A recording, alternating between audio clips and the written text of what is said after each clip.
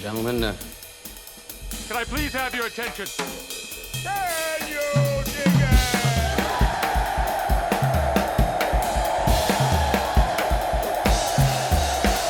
it? Greetings, dear listeners. This is Jonah Goldberg, host of the Remnant podcast, brought to you by the Dispatch and Dispatch Media. Very excited today for a first-time guest. As many people know, I like arguing with libertarians, and I love dearly Catherine Mangu Ward, but we are literally incapable of having a conversation on here without it boiling back down to whether we should legalize heroin. So I figured I'd take a stab with somebody else, a writer I'm a big fan of, first-time guest, and she's got a great piece. It's the current cover story of Reason magazine, and it's called Storks Don't Take Orders from the State. Subhead is Falling Birth Rates, Pro-Natalist Policies, and the Limits of Population Control by Elizabeth Nolan Brown. Ms. Brown, welcome to the Remnant. Hi, excited to be here. Thanks.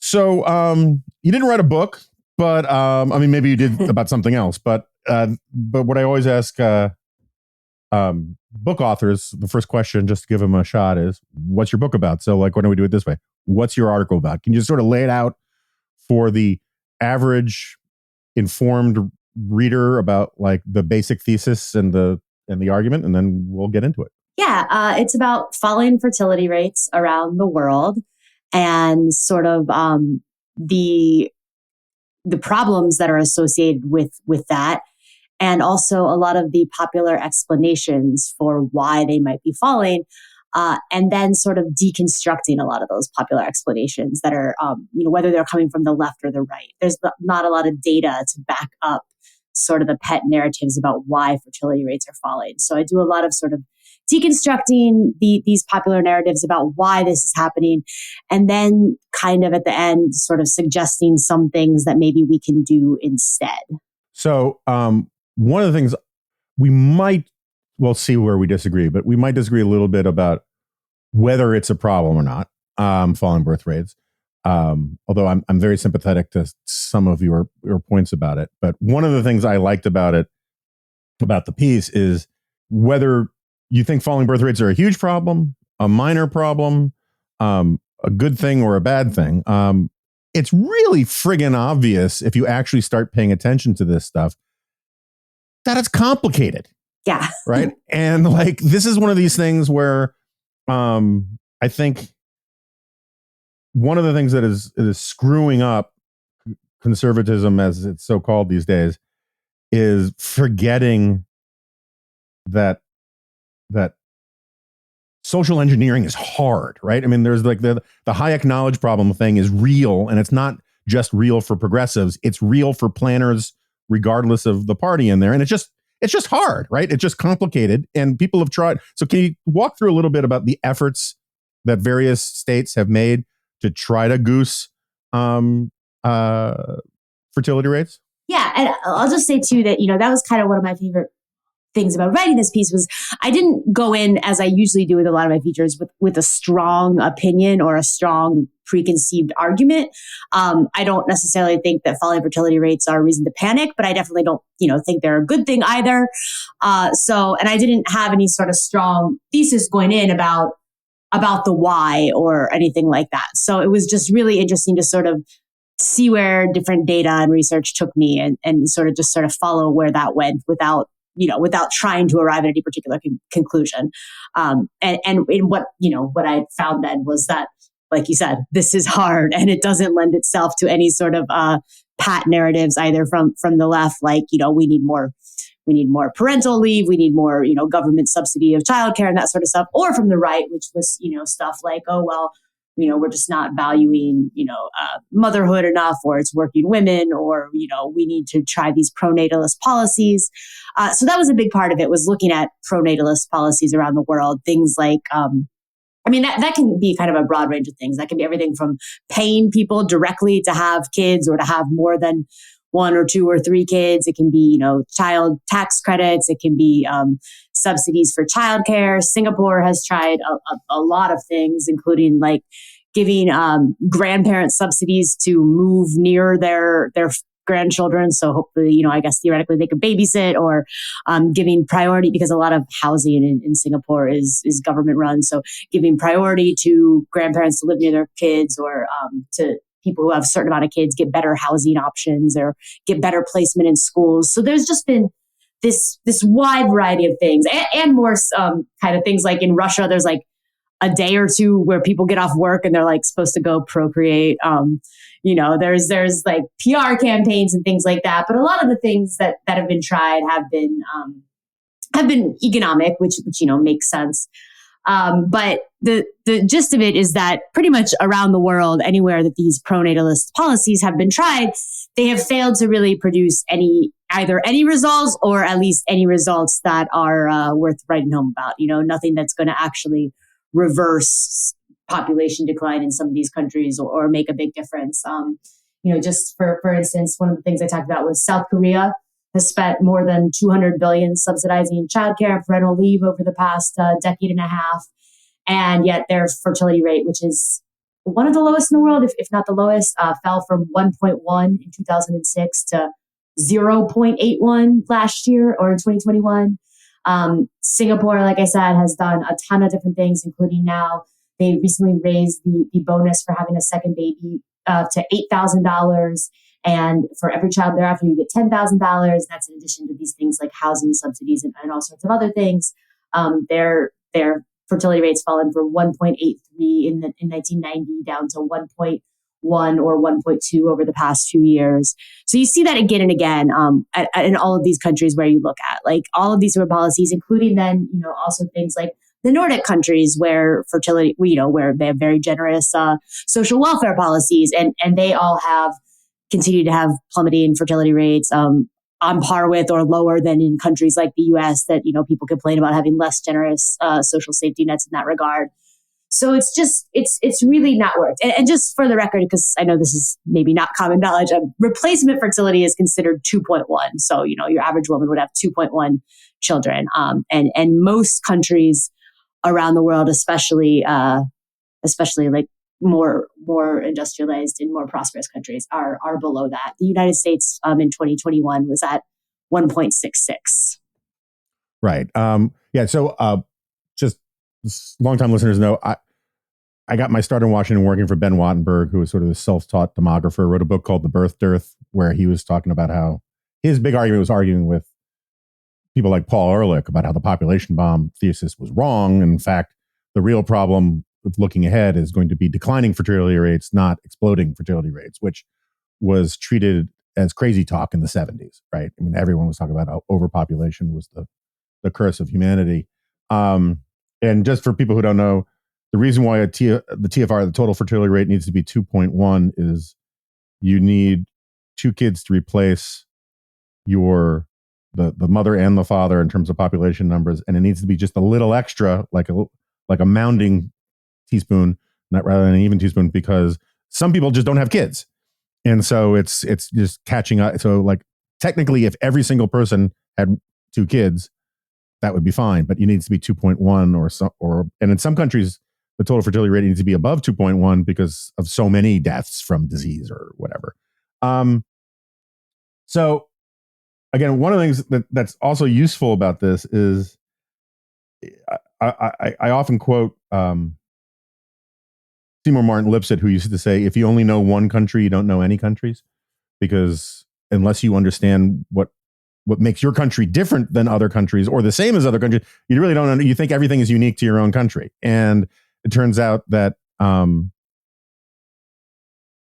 lot of different cultures, a lot of different societies with a lot of different constitutional governing models, economic models, they're all trying to do this, and it's hard everywhere. So my understanding is that, like, if you look at the Hungary stuff, which a lot of my friends and former friends on the right make a bigger deal out of than I think the facts support.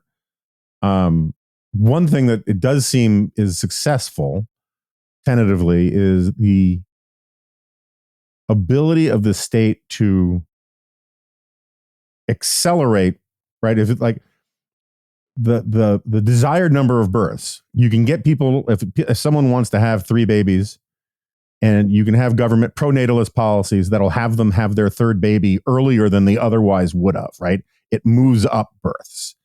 But that's different than actually creating more births than people wanted. Yeah, there's actually, that's another finding. A lot of these studies that have shown that some sort of government interventions have had the ability to change the timing of births, but not necessarily the total number of births, which seems like a lot of trouble for not a lot of return. But yeah, the hungry thing is interesting. I mean, a lot of these that's what I thought was so interesting too, is that it's not just different economic systems or just political systems, but such vastly different cultures. Countries with such vastly different cultures are experiencing this.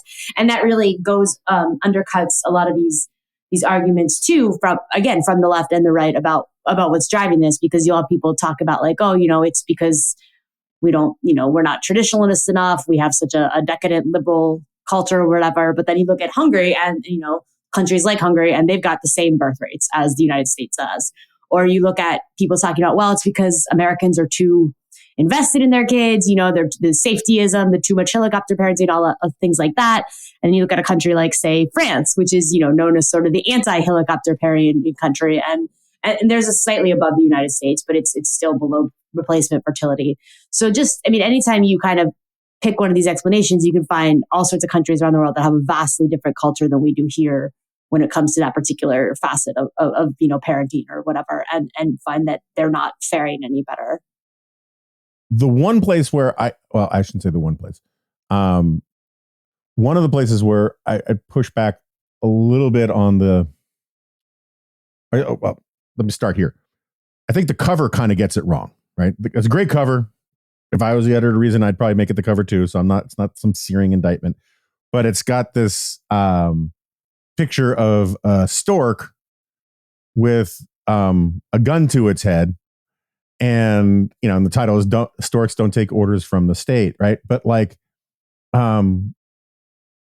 there's very little in the piece looking at countries where they are forcing anybody to have babies, right? It's more like they are trying their damnedest to incentivize people to have more babies, and it's not working. So it actually, the better title, it seems to me, would be Storks Don't Take Bribes, and have a dude with a big wad of cash, right? Yeah.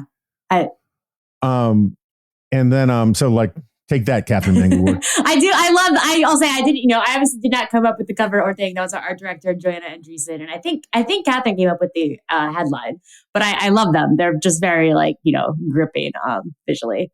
I think it would have worked with the bribes thing too, actually. You're right. Yeah. I mean, so then the second thing is, if we're talking about, my point is totally with you on the implication of the cover, which is state violence to force people to have more babies than they want or fewer babies than they want is grotesque. Yeah. Right. Forced abortions are horrible. And the thing is, you can be totally pro-choice and totally atheistic and still think forced abortions are horrible, and forced births are horrible. Right. Government coercion on either side is no good. Yeah. You can get into a theological thing where the forced birth is not as evil as the forced abortion, but I don't have to get into that argument. My point is that the state should not be getting into the business of forcing people to have babies or not have babies that they want to have. But there's an implication in here, because you cite this study that says, efforts would get, I should have highlighted it for me, but it's basically that you can get a 10 to 20% boost in fertility, but it would cost $250 billion a year to follow it through. Now, is that really such a, I would rather spend $250 billion on a 100% boost of fertility, but of all the things that the government spends its money on, replenishing the population, to, again, forget all the mystic chords of memory civilization stuff and just think about paying for entitlements, right? Incentivizing people to have more babies where the incentives make it worth it to them to have more babies as a matter of choice. That seems like a pretty good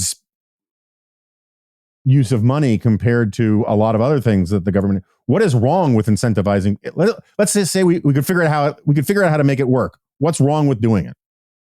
I would say, so yeah, the study you're talking about, they found, it was something published in 2017 in the Journal of Economic Perspectives. They found 1 extra percentage point of GDP spending on early childhood education and childcare programs was associated with 0.2 extra children per women. Obviously, yeah, how you're going to feel about that is going to depend on a lot of things. And, I think your average libertarian would probably say, it's not worth it because, even if you think that the outcome is good, the government getting involved there is going to create all sorts of perverse incentives that make, childcare more expensive, and you run into all the problems with government managed healthcare is now, applied to the childcare sector, et cetera, et cetera.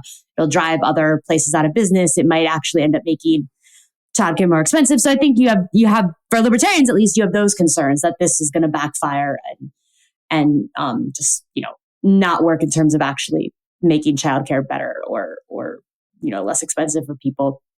I think, for some people on the left, especially, but now on the right too, that's not a concern. And so, yeah, you might view this study differently, but I would also caution that we don't know. I mean, this is pretty theoretical. And I don't think in terms of what would happen the more you spend, I don't think we can necessarily say that because even if that model works out and you spend an extra $250 billion a year on childcare, then you get a 0.2 extra children. So, would that mean that if you spend an extra $500 billion, then you get, a 0.4 extra? Could it continue on exponentially? And I don't think that it necessarily follows that it could. No, I agree with that. I just mean theoretically, right? I mean, because I agree with you. There are all sorts of things that if the government could do them cheaply and effectively, it's a different argument than if the government could do it badly and really expensively.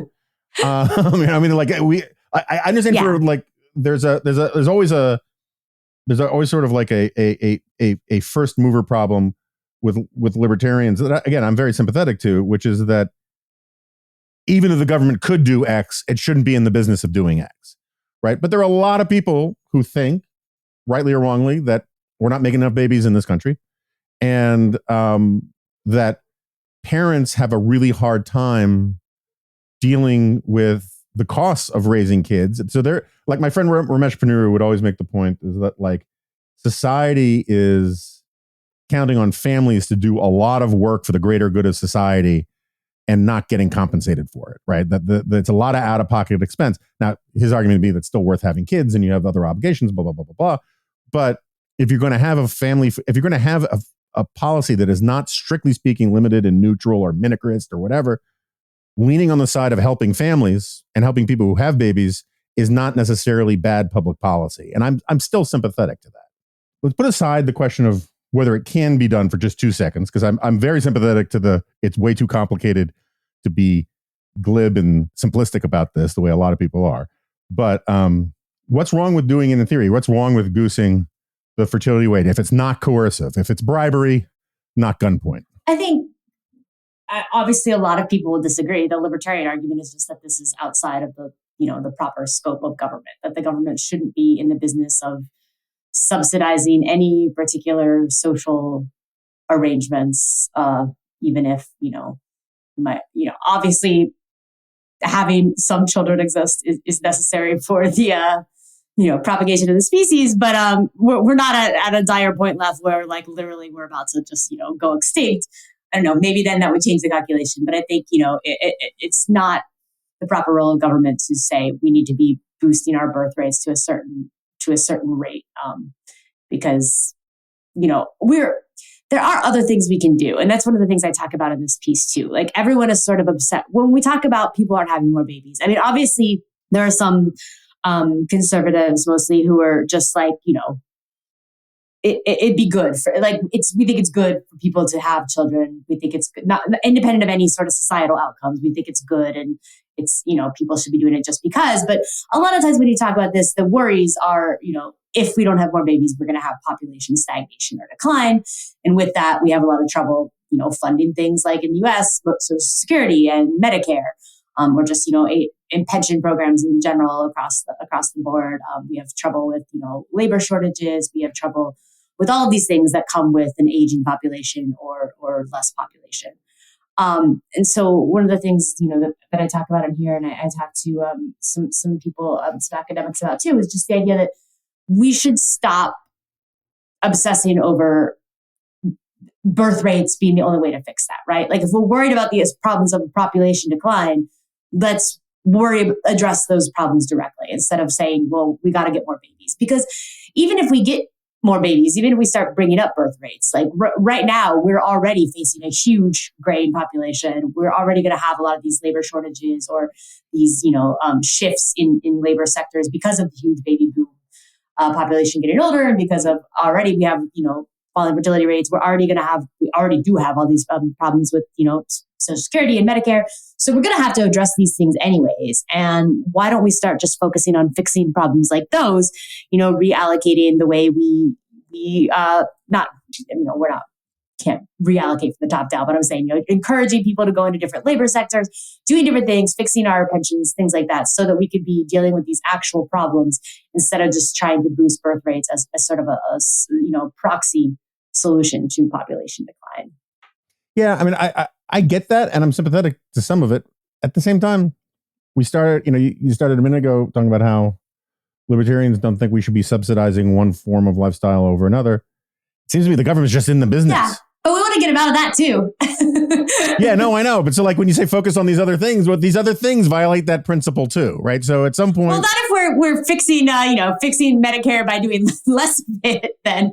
Right, yeah. Right. No, look, I mean, let me put it this way. Like, I am not pro-evil dictator. I don't want an evil dictator. But if you were, or even a benign dictator, right? Like if America had a Lee Kuan Yew, you can make a really strong argument that if you didn't care about democracy and you didn't care about human dignity and decency and all these kinds of things, that we would go sort of full Logan's Run on old people, right? Because old people are basically just a drain on societal resources. Now, we can argue about when that becomes true. Is it at age 70? Is it at age 80? Whatever. But kids are actually a vital resource for society. And we spend trillions on taking care of old people in this country. And again, I'm not actually advocating that we stop doing that. I think we could do it better. But if you had to if you were coming at this from scratch, if we brought in some grand vizier from Alpha Centauri and said, okay, how should we be running this place? We would probably spend a lot more money raising healthy, smart, good kids and a lot less money warehousing old people in old age homes who don't contribute much. And it just seems to me that like you can sort of acknowledge that, and I literally feel like my pain collar will activate when I say this, but children are the future. That it's a legitimate thing to be concerned about, right? Whether there's a legitimate way to deal with it, which I think you're right is probably at the very best going to be underwhelming. It's a legitimate thing to care about because like the world is a better place with a lot of kids in it. I think that's a fair thing to say. Yeah, I mean, I think it's definitely a legitimate thing to care about. And I think that there's lots of little tweaks.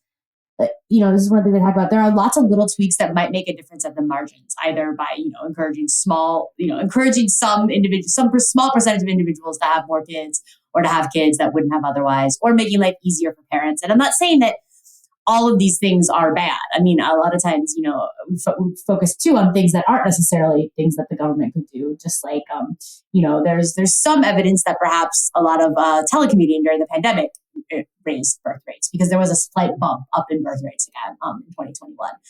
We don't know if that continued last year or this year yet.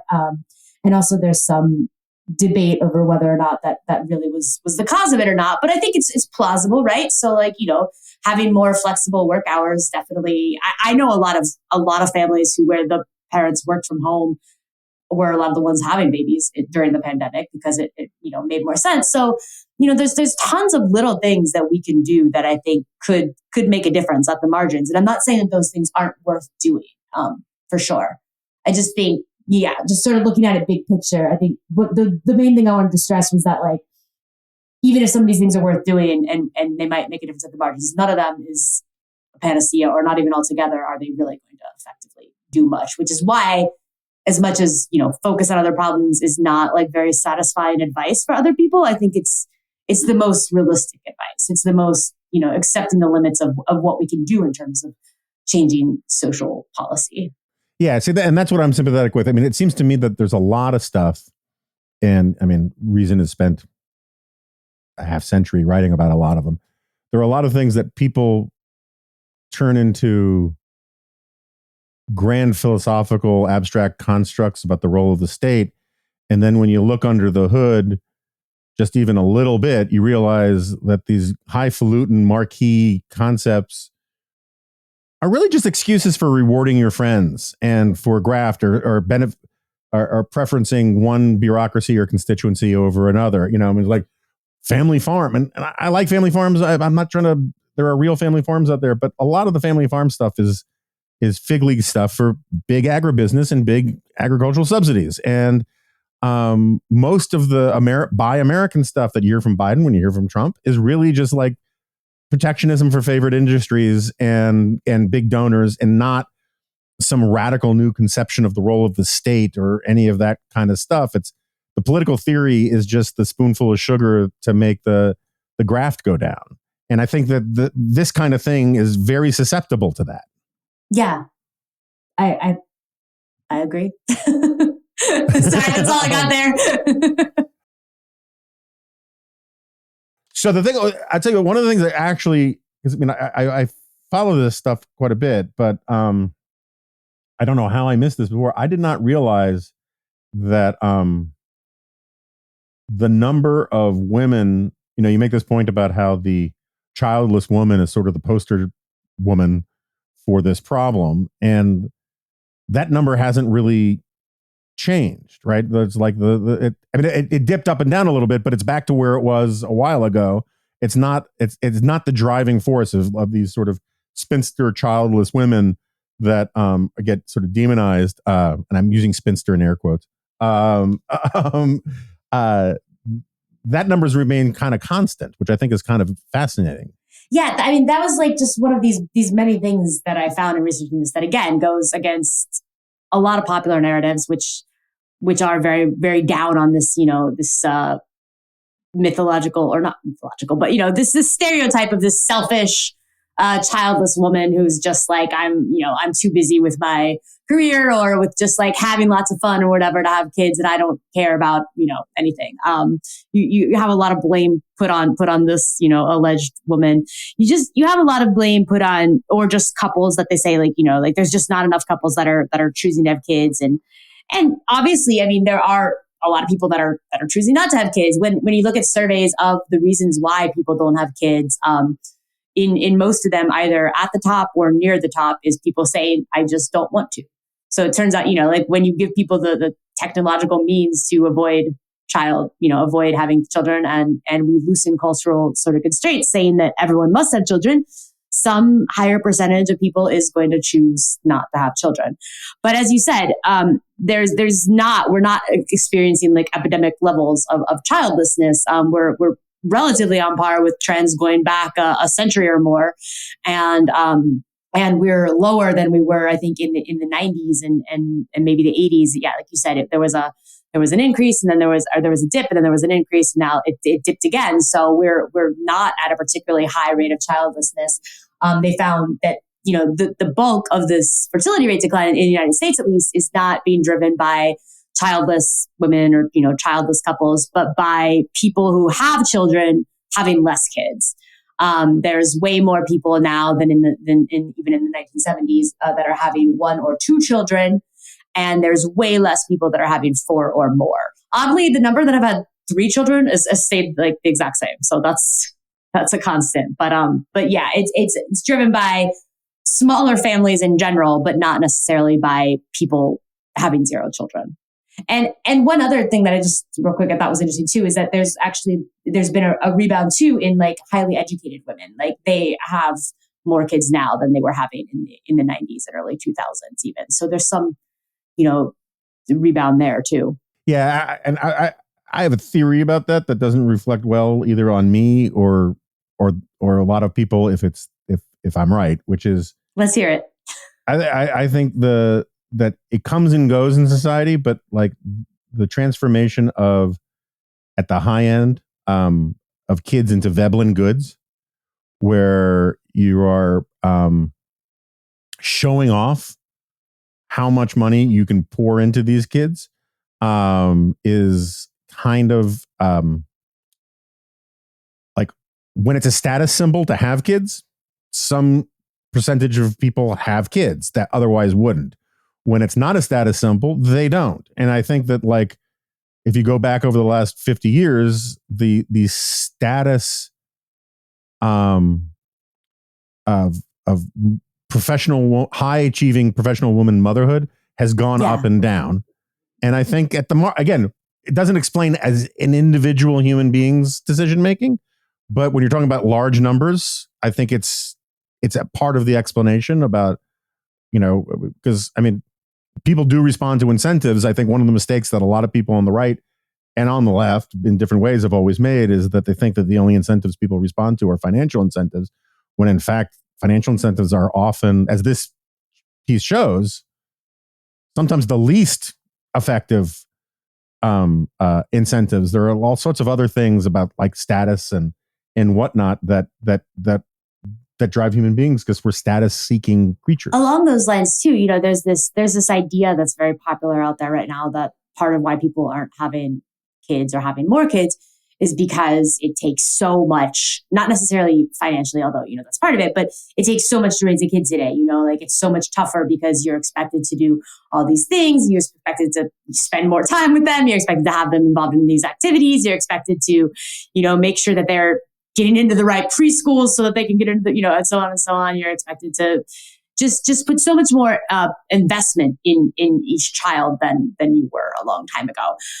But I don't necessarily find that convincing, not because I don't think that is true, but I don't think that I think it could go the other way, right? This parental investment, like people are putting more effort into each child because they are having less children, not the other way around. And also, I think a lot of this effort is unnecessary, right? It is status seeking, or it is just sort of a weird pressure that like middle and upper classes have put on themselves that is not actually, required in order to raise healthy, well-adjusted, good children. There's just like so many things that we do. I mean, yeah. I think that's right. And you have somewhere in the piece, you point out that like middle and lower income families don't stress out about having kids the way higher income families do. And I think we haven't even talked about immigration, but one of the things I like about immigration is that it's how we import people with healthy worldviews into this country, because the sort of the top quintile, whether it's on the right or left, are so friggin' neurotic and so up in their own heads that they've kind of lost sight about like the important things in life, for like, friends, family, kids, work that you like and that kind of thing. And sometimes it turns out that like immigrants who come here and know the alternatives say, hey, I can get all that here in a way I couldn't, back in El Salvador or wherever. And it's like I'm reading this Patrick Deneen book, and he's talking about how the masses have better morals and they're better priorities. And I'm like, yeah, the most traditionalist people we have in this country are the ones we import. And there's something to be said for that, but it's a different argument from now. So at the same time, so I keep coming back to this. It's a complicated thing. To me, it's very much like the question of why are Jews liberal? This is my sort of standard illustration of how to explain an overdetermined phenomenon. Jews are liberal because Jews for 1,000 years were more urban than rural. Jews are liberal because they've overeducated their kids to death. Jews are more liberal because, as a sort of a Darwinian social adaptation, they always saw the centralized government as their protector. Jews are liberal because the Democrats were the first to recognize Israel. Jews are liberal for 10 different reasons, right? 15 different reasons. And for some Jews, it's all explanatory. Like they loved their grandparents loved FDR and they always stayed that way. And for others, it's a little of this and a little of that and whatever. And like, you can't have a phenomenon where the entire planet sees fertility rates dropping and not with every kind of government under the sun and every kind of culture under the sun, literally, and say, oh, I have my one explanation for why this is so. And pretty much anywhere where you have people who have the means to control and limit their reproductive capacity, you have it happening, which is, yeah. But at the same time, like, and this is maybe me arguing that the plural of anecdote is data. I know a lot of women, a lot of couples who wanted more kids. Fertility treatment's extremely expensive. And it's more expensive, because one of the, I think you'd agree, one of the explanations that has to be part of it. I mean, I don't think it's disputable, is that women delaying first child is part of it, because that means just the window of years where they can have kids is shorter, is narrower. And so a lot of women who go to fertility, they do it because they're at the tail end of their reproductive years. And there are lots of women who would like to have more kids than they had. And that seems to me, whether it's the role of the state or just better insurance policies or better public information, like there were, I think, I know you don't like scapegoating the feminists necessarily, but the messaging that you got in the 70s and 80s of you can have it all, and there are no trade-offs between career and motherhood, just wasn't true. There really is a biological clock, and like you can tinker with it a little, and we're getting better at it. But when they were saying that, this idea that you can just start planning to have kids when you're 35 and you've made executive vice president just wasn't true. And I think there are a lot of, I'm currently pregnant with my second child. I'm 40 years old. I had my first one at 39, and I have had zero problem getting pregnant. And so, but no, again, law of large numbers, obviously. But I know a lot of people right, like that. And actually, this is just a weird, tidbit, but like I look at I was doing a lot of ancestry research a couple of years ago, and a lot of my relatives, my ancestors started having kids in their 20s, but had kids through their early 40s. Like there is a misconception that if you start in your 30s and 40s that you're not going to be able to get pregnant, or that everyone is going to have trouble. It does take longer, but like a lot of people will say like, oh, you have half as much chance getting pregnant in a given month, but that still means that within a year, like your average person will be able to. But so just I got to say that, because I think that there's some misconception about how hard it is, but yes, you're right. Like obviously, people who are going to start later are not going to be able. I'm not going to be able to have 5 kids. So I think, I don't want 5 kids either, to be clear, but there's obviously that there are women who are having children later, especially starting with the millennial generation. They are playing some catch up later in life. Like people are having more kids later. Like the biggest, there's been a massive drop in teen pregnancies, a smaller drop in people in their 20s and early 30s having pregnancies. And then people in their late, or maybe just in their 20s, and then people in their 30s and 40s having pregnancies has really increased. But still, even if you start later, you're not going to be able to have as many. So, yeah, and I think like that's one of the little things that society could figure out how to do, or at least communicate better, right? And I think we do put too much pressure on people to not have kids young, right? I mean, we don't want people having kids. I think the massive drop in teen pregnancies, great. That's I think indisputable good thing. For people who do want to have kids in their early 20s, or even anytime in their 20s, there is a bit of a cultural message that's weird. We tell people like, oh, you should figure out your yourself first, your career first, blah blah blah, and wait. And I think we'd be better not to do that.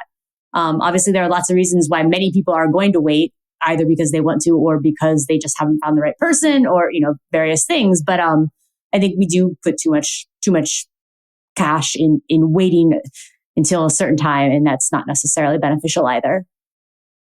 Yeah, I mean, like I'm a big believer. I think the philosopher's name is L.A. Paul, but I learned about it from Russ Roberts.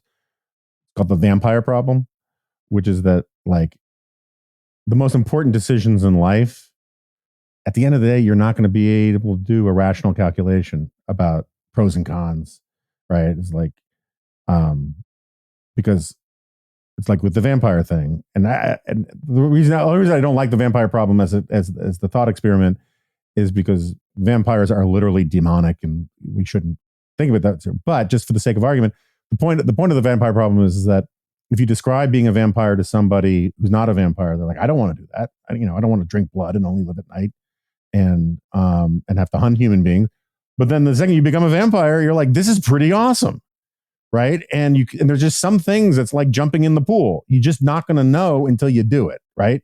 And that's marriage, that's motherhood, that's fatherhood, it's all that stuff, right? And like the most important things in life, you can't sit with the slide rule or a clipboard and do the math and figure out whether you should do it or whether it'll make you happy until you try. We give a lot of bad messages, I think, to people, parents in general, too. I'm kind of in the midst of writing something about this, to like a more personal essay about this, about just how, when I first got pregnant, it's like everybody, ostensibly people who say they love parenting, essentially people who want to convince people to have more kids. So many people come to you and go, oh, your life is over. You're never going to sleep again. Like people give you these terrible messages, and just so much of especially in the media, like writing about parenthood these days is just like about what a hellscape life is for parents and for mothers especially, and how much harder it is than people talked about. I mean, I understand why that cultural message gets a lot of traction these days, because, for so long, I think we went too far the other way. So there's some, partly that. I think also just stories that are like, I became a parent, that's great, are not as clickable as stories about how nobody told me it was going to be this hard. But when it comes to both media messages and just the messages you hear from the people around you or just strangers on the internet are so bizarre, and they're not, honestly, like I do know a lot of people who are like, I'm kind of scared to have kids because everyone who talks about it is like, oh, well, it'll bring you joy, but you'll hate your life. And I'm like, we need to, we need to not have that be the main message you're hearing from parents. So I'll say, to do my small part here, like I said, like I had my first son in 2021. And my husband and I are so, so happy right now, and so much happier than we've ever been. And not in just a like, oh, we have like a general sense of joy, but our day-to-day lives are miserable way. But like, like our day-to-day lives are better now than they've ever been. So I think that's possible. Yeah. I'm just like, at the Dispatch, I think we have the most pro-maternity, paternity, parental leave policies of any business I know in DC. And it's basically Steve and I are like just very pro-baby. We like babies and we think babies are good. And I always tell, we have a bunch of, it's just the babies are coming out like out of a howitzer at the Dispatch these days. And at Reason too, we've had like a lot of people have babies in the past 2 years. And the one thing I always tell them is I can't remember who told me, but someone told me when I had my kid, was like, get ready for long days and short years. And I think there's a lot in that, right? That sort of gets at the joy, but the hardship thing. But like I'm one of these people, I wish I'd had a lot more kids, right? Or I had kids earlier and all that kind of stuff. And I think that like, that's something you can't tell. It's very difficult to tell people that because of the vampire problem thing. You have to understand that it's just that you're not going to know for sure until you experience it. But I don't think, I haven't looked at these numbers, and I don't think it was in yours. There aren't a lot of women who actually say, I wish I had fewer kids. I mean, I don't know. I mean, I don't think we've done a lot of surveys on that. I haven't looked at them actually.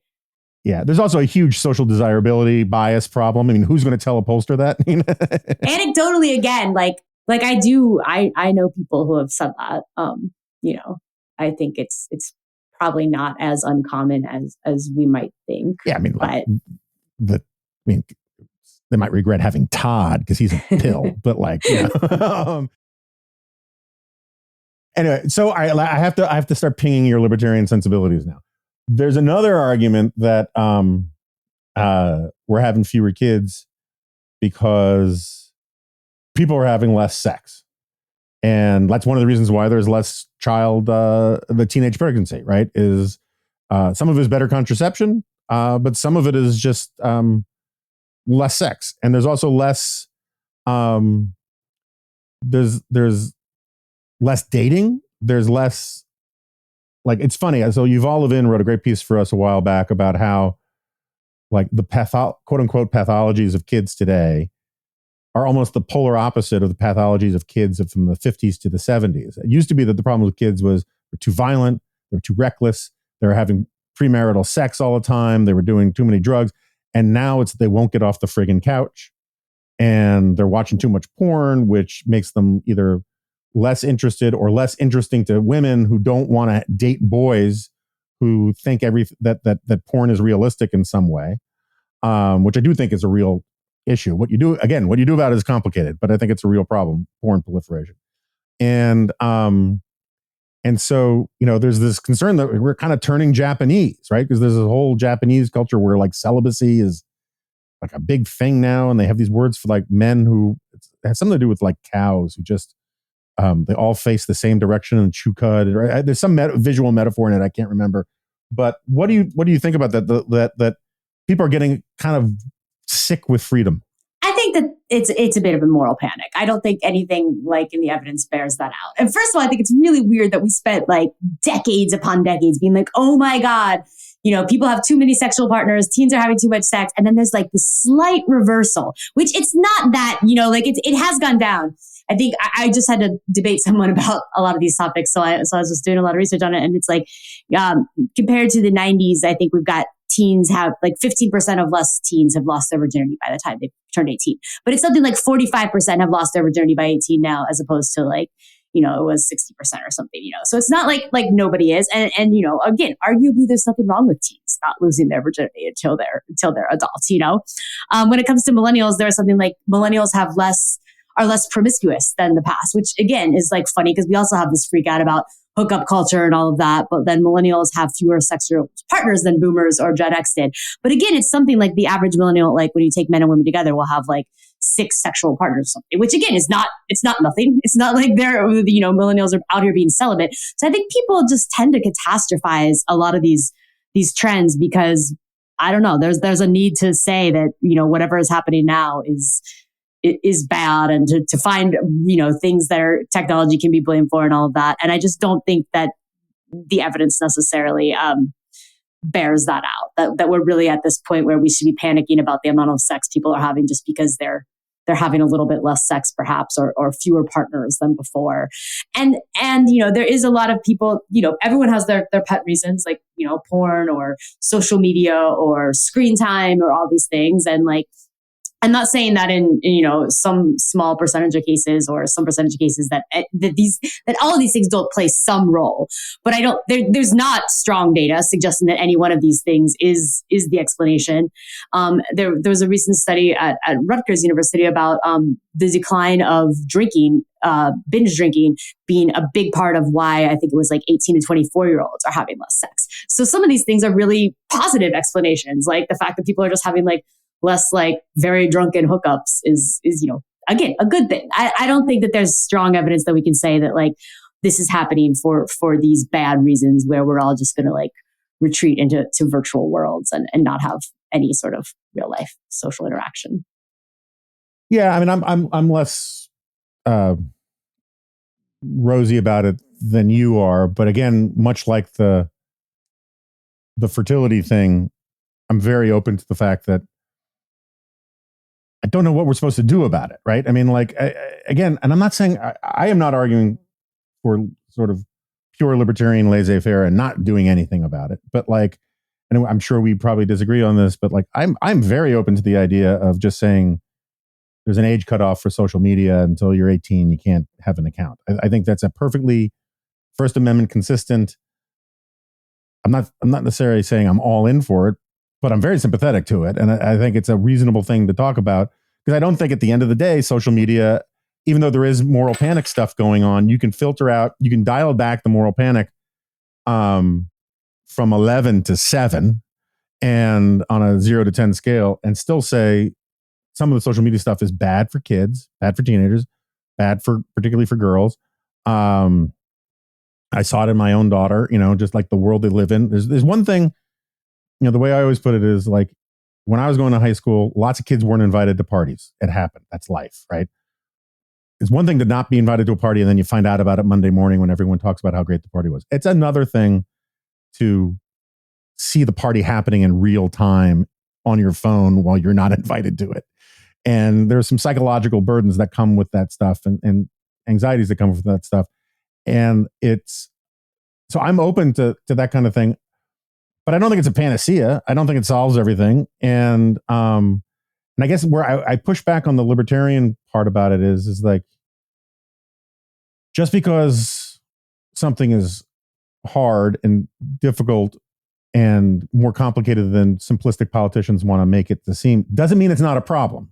And there's a real tendency going way back with libertarians to think that the fruits of all freedom are great, and there's no vantage point from outside of the free activities of free people to say some people made bad choices.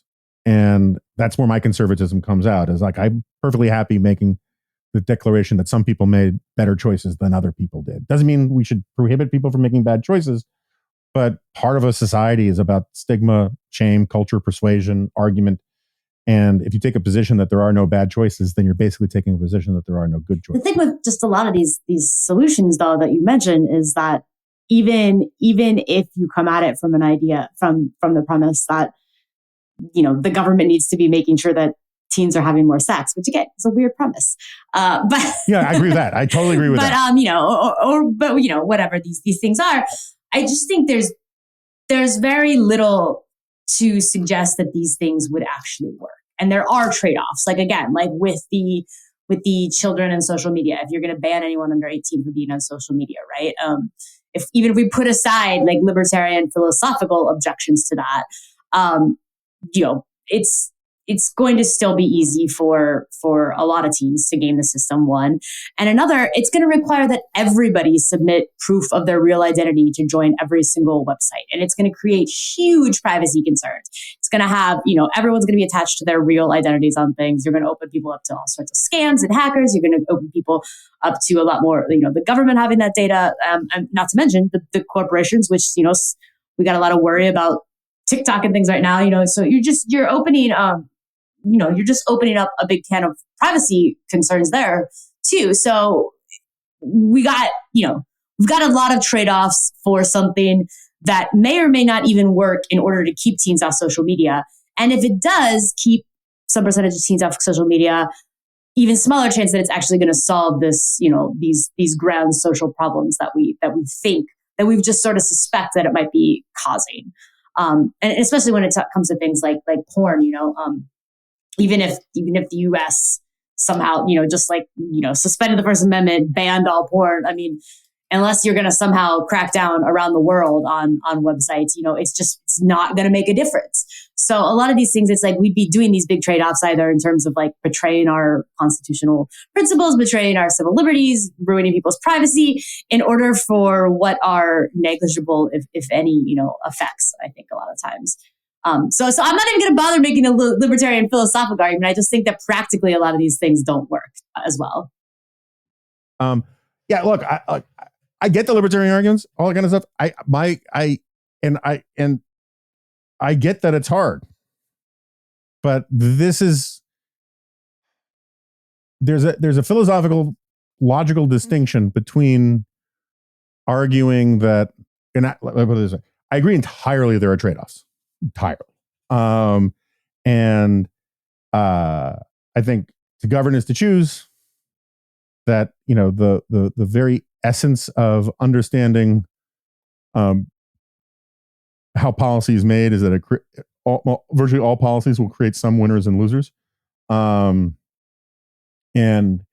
including extreme libertarian policies, right? I mean, like total freedom is going to benefit people with higher levels of social capital, cognitive capital, intellectual capital, financial capital than it will people without all of those things. And so there are choices involved in everything. And but the existence of trade-offs isn't an argument per se against leaning one way or another on those trade-offs. And so I agree entirely that like the 18-year-old age limit thing would be imperfect and people would get around it, just the way that people got around buying booze under the age of 18 or 21, just as the way people got around the ban on buying cigarettes. And when I say people, I mean me. Like I get it. Like there's going to be spillage, breakage, and all sorts of things at the margins and all these things. But as I was saying earlier, a society that makes it easier for parents to raise healthy kids is better than a society that makes it harder to raise healthy kids. Yeah. I think I feel a lot about this like the same way I do about the fertility stuff too, though, which is just like, okay, how do we make it easier for parents to raise healthy kids and people to become healthy adults in a world with social media, as opposed to this, pretending that we can just sort of turn back the clock and get rid of it or keep kids off of it entirely until they're 18 or pretending that there's no benefits to social media, because I think that there are a lot of benefits to social media too. I think that there's trade-offs here too, in terms of good for many children or teenagers at least, being on social media. So I think we should be focusing on if our concern is teenage girls' body image, and like let's work on that. If our concern, like pinpoint what our actually concerns are with social media and teenagers, and then work on those things as opposed to thinking that we should somehow do this magical thing where we'll be able to turn back the clock on social media. So I guess a lot like how I feel about fertility rates. Like we've got to accept that we're not going to be able to drastically raise fertility rates through like government fiat unless we're going to go total authoritarian. So let's figure out what we're concerned with and deal with those problems as they come, as opposed to sort of this pie in the sky idea. Yeah, no, I'm very sympathetic to that insofar as like I think triage is a really important concept, right? You fix the problem, you have the low-hanging fruit, you address problems that are addressable, and then the problems that aren't fixable, you don't try to fix because and you try to deal with the worst symptoms of it as best you can, right? But my only point is that, and I really like this is, I keep getting asked by listeners because they like it when I get into conversations with libertarians and all this kind of stuff. And is it because they hate us? Because everyone loves to see people fight with libertarians, and mostly it's because they hate us. I don't know. I mean, I go, and I do have an actual question. I should have tipped you up before we started this about libertarianism these days. But one of the things, because I've become so much more libertarian over the last 20 years, right? And, yes, I've noticed. And so part of my problem is that while I still enjoy just for the fun of it, giving Nick Gillespie and Catherine crap, right? Well, giving Nick Gillespie crap is just fun. He invites it, right? Yeah. And Ron Bailey is one of my closest friends, right? So I mean, like I've been doing this for a long time. But one of the things I really resent about arguing with libertarians is it puts me in the sort of paternalistic, finger waggy, there's a role for the state to do X, Y, or Z kind of position, when most of the time I'm the guy making the opposite argument, right? Because you guys are to my libertarian and extreme. And so it forces me to say, well, at the margins, if the state can make things better by doing this versus that, then why not? And that it's very uncomfortable. But I'm a big believer. And so like the reason I brought it up is because I hate with a blinding passion people who talk about the president or the government as if it's the parents of the one great national family, right? I'm a big Hayekian guy on this, microcosm versus macrocosm. You cannot have the state can't love you. All Americans aren't part of my family. The people who are part of my family are part of this thing called my family. And then I have this slightly larger circle around that called my close friends. And that's about it. And like the way I deal with strangers and family is going to be the way I deal with family and friends is going to be different than the way I deal with strangers, yada, yada, yada. I stipulate all that stuff. At the same time, there's a certain amount of hypocrisy that comes into a lot of these arguments where both libertarians and libertines raise their own kids in fairly bourgeois ways and then say it is outrageous for the state to sort of put its thumb on its scale towards bourgeois values when it comes to rewarding certain behaviors over other behaviors. And I'm just in favor of bourgeoisism. I think like arguments. See, I don't see the hypocrisy there, though. Well, because if you actually think that this set of values, this set of behaviors, this set of expectations and practices will lead to the best outcomes for your own kid, you should have a little more. This is my view. I'm not trying to lecture you, but this is my position on it. Then if you believe that, then when it comes to things like schools, community standards, and all these kinds of things, you should make it, absent some really compelling contrary argument, easier for other people to raise their kids that way. And I'll just give you a really tiny example. I'll give you one tiny example. You tell me why I'm wrong, okay? Just talking with a friend of mine about this yesterday. There is this argument in certain quarters of sort of the Black identity politics world that says that punctuality is a white value. And it comes up in these stupid PowerPoint presentations that nobody reads about DEI or whatever. And that you shouldn't impose these expectations on people from different cultures and whatnot. My own view is that punctuality is a sign of respect for other people. You know, I'm not saying I'm always on time, but I try to be, right? I worry about it. And that I raise my kid to say, look, if you have an appointment, if you're going to do a meeting, if you're going to do an interview, show up on time, right? Because it's a sign of respect for the person that you're meeting with. It is a sign of professionalism. It is one of these small ingredients for success. I kind of think there's nothing wrong and everything right with a public school, taking that very small example of bourgeois values and doing what it can to, not coercively, not with rulers on knuckles, impose that on kids as a matter of civilizing young children towards certain expectations in life because it's good for them. What's wrong with that? Well, I mean, if public schools are going to exist, and I know that many libertarians would argue that they shouldn't, but if they are going to exist, they obviously have to make various or a ton of value calls like that. And so I don't think there's anything wrong with them saying that punctuality is important. They're going to have to make calls about what they teach students, and so they're necessarily going to have to say some values are better than others, and I think that's fine. I would just say to your point that, libertarians sometimes preach a thing, but don't want it to be, a mandate, or at least don't want it to be, or, have the government encourage it. I think it comes down to two things. Like the first one is just humility.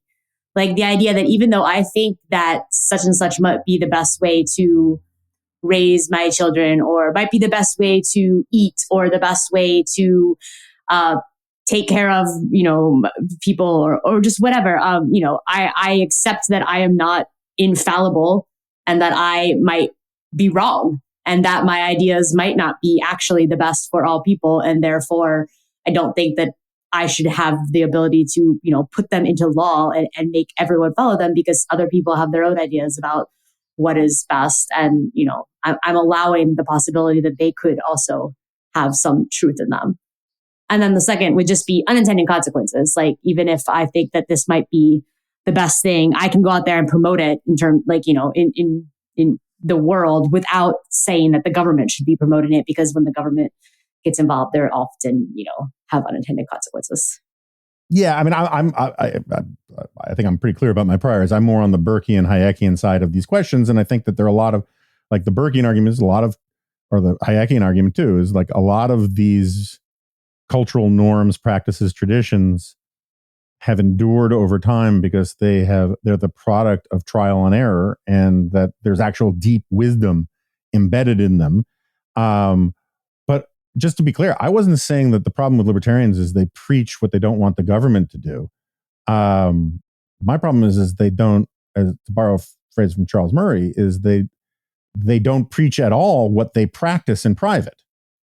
Right? Is that like the divorce rate, the divorce problem, the out of wedlock birth problem, all of these things, whether you think they're problems or not, right? But a lot of people in society thought they were problems. Basically solved 20 years ago, 30 years ago for the upper quintile, right? Wealthy people follow the success sequence more or less.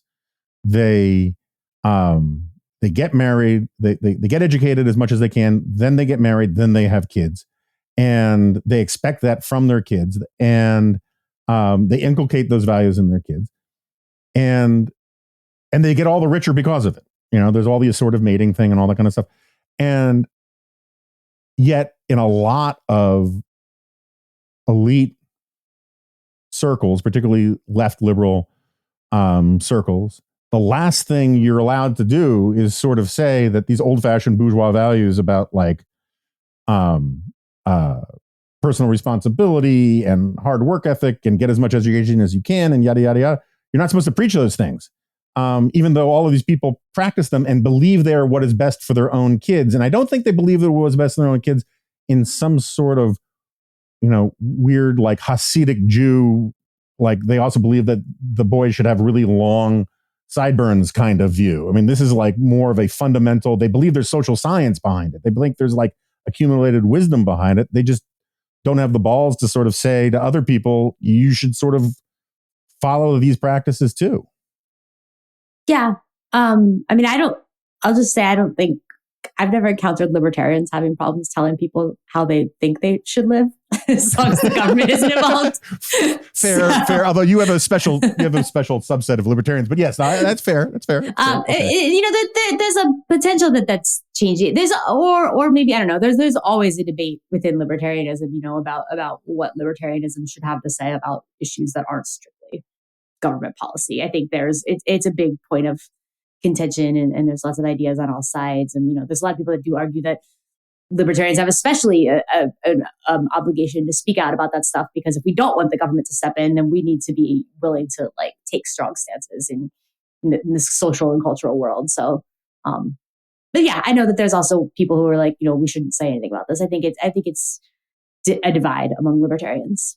Yeah. I mean, this is the going back 25 years now, the thing about libertarians, that libertarians say less than they used to, but there used to be this myth that there's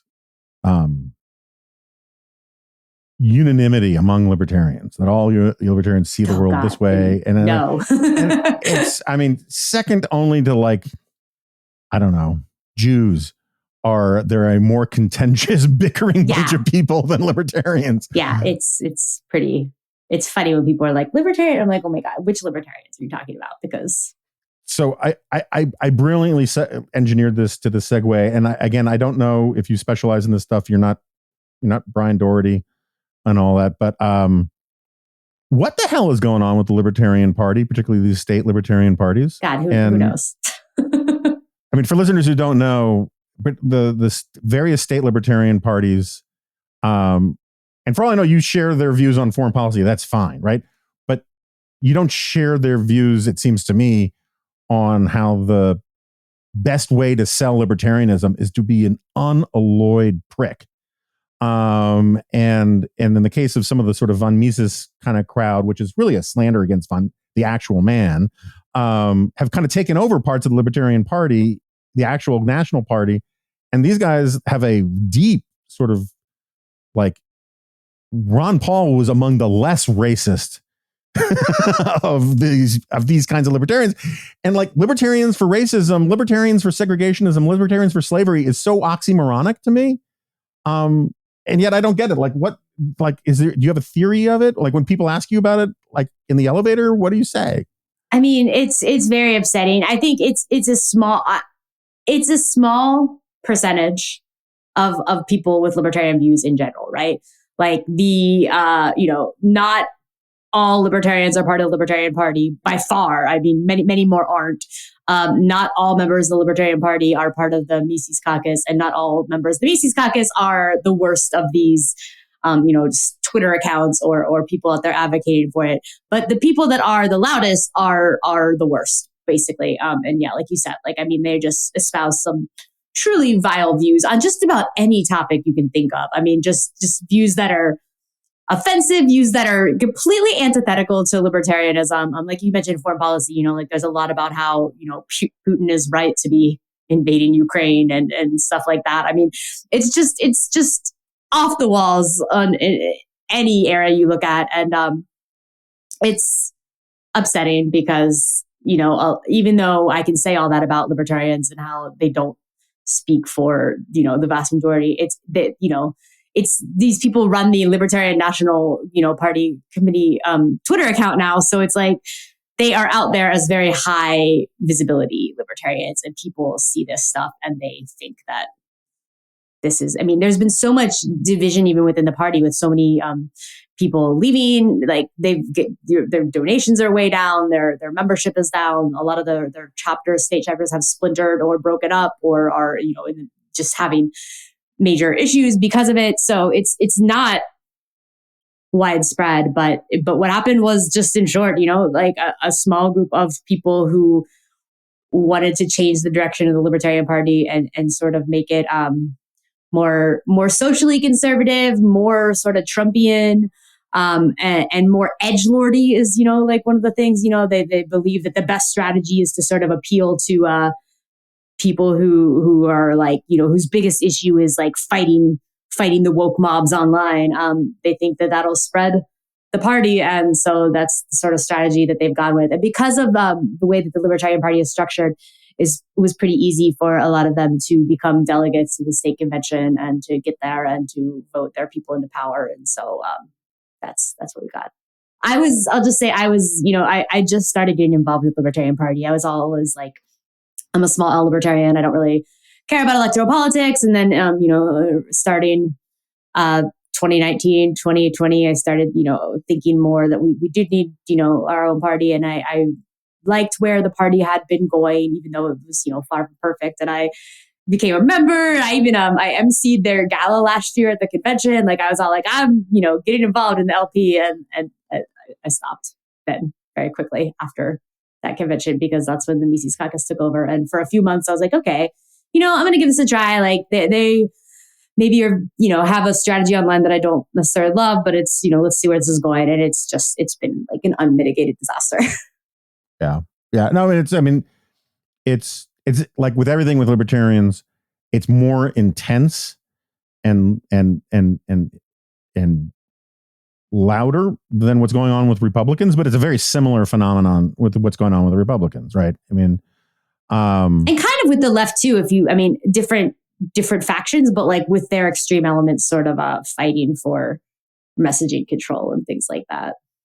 Yeah, I just wrote my LA Times column about this, about how I think the Republican, like, as I'm sure you know from the comment section at Reason, there's a certain Gresham's law of comment sections where the nastiest posters crowd out the most decent ones until the decent ones are like, it's not worth it for me to even hang out here anymore. And I hate to say it, it's an argument for content moderation, but which is very anti-libertarian. But it seems to me, at least metaphorically, if not literally, that's a problem with a lot of our institutions, is that the sort of comment section types are taking over these institutions. Like the Republican Party at the state level in lots of places is being taken over by the sort of election denier, QAnon kind of people, and it chases out the normals and then makes it easier for the place to become even more abnormal. Sort of like Carrie Lake telling, if anybody in this room voted for John McCain, get the hell out. It was like you'd rather have a pure comment section where you can talk about your craziness freely than actually have to deal with people who share a lot of your values but don't want to hear that stuff. And I think that it's a trend just across the sort of the political culture. And it's I don't know what you do about it, but it's just a huge problem. And it's particularly vexatious to me for the Libertarian Party, because like libertarianism is supposed to be the thing that's really easy to sell to young people, right? And like young people are sort of normally pretty libertarian at heart, and everyone goes through their libertarian phase in college kind of thing. And to turn libertarianism into this sort of pro-Putin, kind of at least atmospherically racist, sometimes literally racist, nasty crap. It's like you're not going to scare those kids into being decent social conservatives. What you're going to do is you're going to scare those kids into being crazy progressive left-wingers. Right. And that doesn't help anybody. Right. It's just weird. Libertarians for a party that, or for a philosophy that ostensibly is all about like equal rights and tolerance. It's just so weird, some of the things they've chosen to take a stance on, and just like you said, like it's basically anything that they think will own the libs, So it's like, oh, we're not going to bother even pretending to care about, the very real, like say abuses by police, because that's an issue that is associated with the left and Black Lives Matter, and we're against them. So therefore, then suddenly, they're, saying that anything that, they find themselves like defending police brutality, or sort of, defending not just, defending the rights of governments to ban drag queens from the public square, not just from children in general, because it's just like, oh, that's a deviant lifestyle. And we've chosen that position because the left is defending drag queens, so it's pure, politics of resentment or grievance, All right, Elizabeth Nolan Brown, we did not talk one bit about legalizing heroin, so I consider this a win. Please say hello to all my friends over there, and thank you again for doing this. Yeah, thank you for having me. Okay, so Elizabeth Nolan Brown has left the studio. Thanks again to her. Thank you to her libertarian overlords for letting her come on, because they run a tight ship over there. And thank you all for listening. I have more thoughts on all of these things. I think at least directionally you can see where I disagreed, but like I didn't want to get into what I didn't want to get into. And we didn't even forget to talk about legalizing heroin. One of Elizabeth's big thing is deregulating sex work, which I don't agree with. But I thought it was lovely to talk to her. I really do recommend the piece. It's worth reading. Friend of the Remnant, Lyman Stone, had some criticisms of it. But I think my point about what the takeaway from the piece stands regardless of Lyman's criticisms, because I've heard Lyman make the same point. Tweaking fertility rates is hard. It's really hard. And what successes you get tend to be short-lived because they just simply move up desired births to a little earlier rather than get people to have that additional child at the margin beyond what they planned on doing. And that doesn't mean it's not worth the state doing some of this stuff. I'm wacky and weird in that I think if the state's going to try and do some of this stuff, there should be some expectation that it will work. And it's very hard to see how any program of doing this is replicable or efficacious at scale. So beyond that, I'm sure we can talk about this more. And I really do got to get Lyman back on here anyway. But thanks for listening, and I will see you next time. No, you won't. This is a podcast.